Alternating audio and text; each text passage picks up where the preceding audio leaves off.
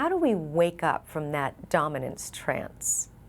Well, the domination trance is something that I woke up from it. I Yes. mean, I want to tell you that I have my life is sort of like the pieces of a jigsaw puzzle coming together, but one piece of it was being an attorney. And I remember that when the head of the firm that I was working for, it was a Beverly Hills entertainment firm, which is where I was. I thought it would be entertaining. Called me into his office to commend me for something. He said, you don't think like a woman. And I took it as a compliment. Uh-huh. Not only did he think it was a compliment, but this insult, really, Yes. I took it as a compliment. At the So time. I know we can wake up. So you Um, thought that was a good thing at the time. oh, I Now, thought it was wonderful. yes. Hey, I mean, and then I thought, oh my God. It's an insult.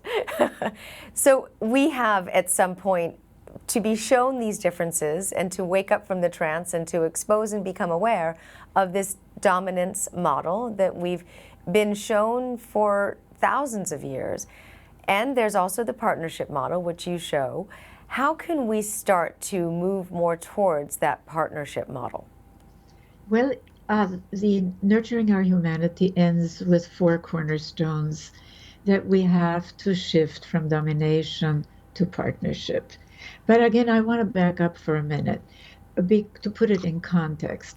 Because as I said, for the last 300 years, because of the dislocations of the Industrial Revolution, um, there has been one movement after another challenging traditions of domination, from the so-called rights of man movement, challenging the so-called divinely ordained right of kings to rule, the feminist movement challenging the so-called divinely ordained right of men to rule over women and children, the the abolitionists, civil rights, anti-colonial movements challenging the so-called divinely ordained, again, right of a quote superior race to rule over inferior ones, all the way to the environmental movement challenging man's once hallowed conquest of nature and other traditions of domination that at our level of technological development could really do us in, as we're seeing.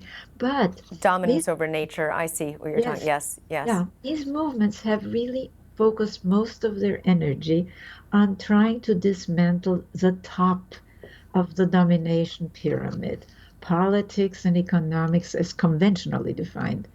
And they have paid far less attention to the foundations on which the domination system rebuilds itself, whether it's fascist, whether it's communist, whether it's Eastern, whether it's religious or secular or Western. And the four cornerstones start with childhood. Okay. Why?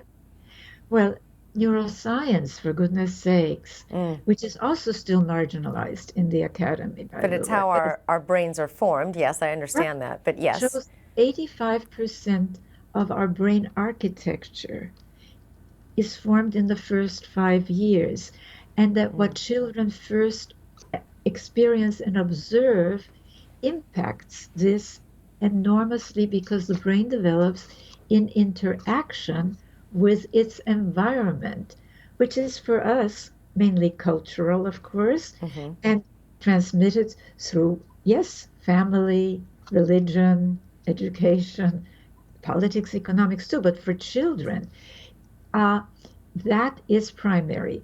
So when we were talking about, I mean, how do we change it? We join in a campaign really to change this notion that it's okay to hit children, to because what do children really learn? Why is this so important? For whether it's Khomeini in Iran, or for Hitler, or for Stalin, or for ISIS, to go back to a quote traditional family, Yes. which is code for an authoritarian, rigidly male dominated, highly That's what punitive family. traditional means. Okay.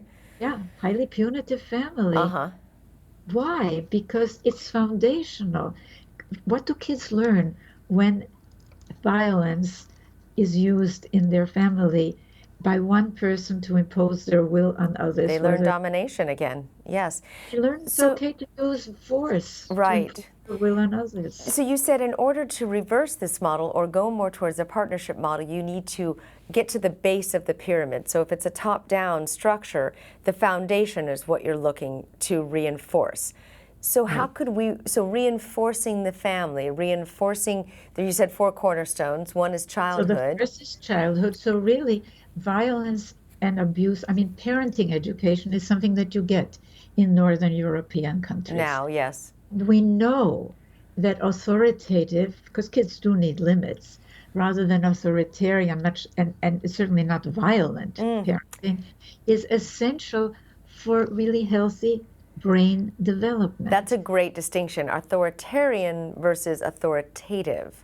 Two different Right, things. because it's a, yeah, I mean, because see, a lot of what we saw in the 60s was rebellion rather than reconstruction. And Yes. what this work provides is the roadmap to reconstruction, to an alternative.